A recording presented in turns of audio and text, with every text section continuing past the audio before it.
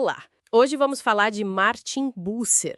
Talvez não tão famoso quanto Lutero ou Calvino, né? Pois é, mas olha, a influência dele na reforma foi enorme. Atingiu luteranos, calvinistas, até anglicanos. E pensar que ele começou como frade dominicano. É curioso. Exatamente. Então a ideia aqui é a gente mergulhar um pouco na vida e no impacto desse mediador importante da reforma, olhando para a biografia dele. Com certeza, Bucer é fundamental, sabe? Justamente por essa coisa de ser uma ponte. Ele era muito dedicado a buscar uma unidade na doutrina, uma igreja mais inclusiva, Mas sempre com base nas escrituras, né? sempre. O alicerce era esse.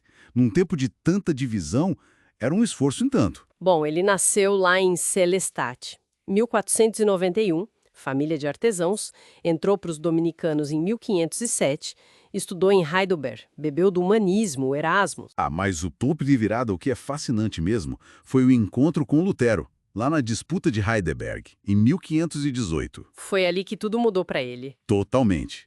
Aquilo fez ele questionar a escolástica, sabe? Toda aquela teologia medieval que ele estudou, e aí ele abraçou a reforma. Um caminho sem volta. Sem dúvida. Tanto que, olha só, em 1521 ele conseguiu anular os votos de monge e logo depois, 1522, casou com a Elisabeth Silbereisen, uma ex-freira. Uau, quebrou todas as regras da época. Um desafio direto à Igreja Católica.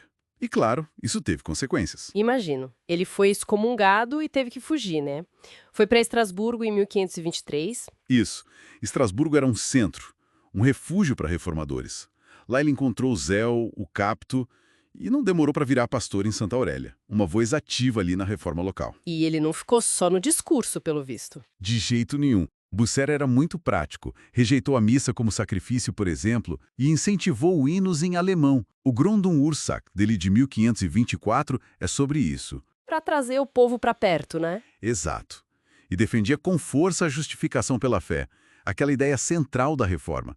E tem mais, ele foi essa ponte que falamos ao tentar mediar a briga feia sobre a Eucaristia. Ah, a disputa entre Lutero e Zwinglio. Essa mesma. Lutero com a presença real, Zwinglio com a presença mais espiritual. Bucer tentou achar um meio termo. E aqui a história fica, nossa, muito interessante. Essa busca dele por unidade. Incansável, né? Ele não queria só unir os protestantes entre si, mas tentou até dialogar com católicos mais abertos. Sim, daí surgiram documentos como a Confissão Tetrapolitana, em 1530, e depois a Concórdia de Wittenberg, em 36, junto com Melanchthon. Tentativas importantes. Muito. Ele participou daqueles colóquios famosos, Leipzig, Worms, Ratisbona, ali entre 1539 e 41.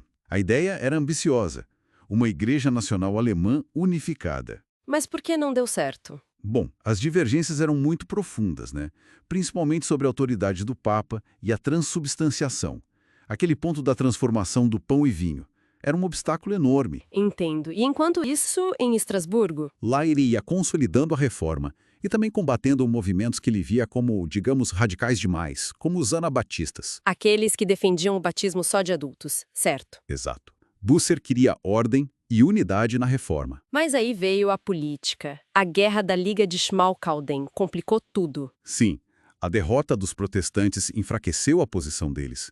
E o imperador Carlos V impôs o ínterim de Augsburgo, em 1548. Que era basicamente uma tentativa de reintroduzir práticas católicas. Isso um decreto temporário, mas que ia contra muito do que Bucer defendia.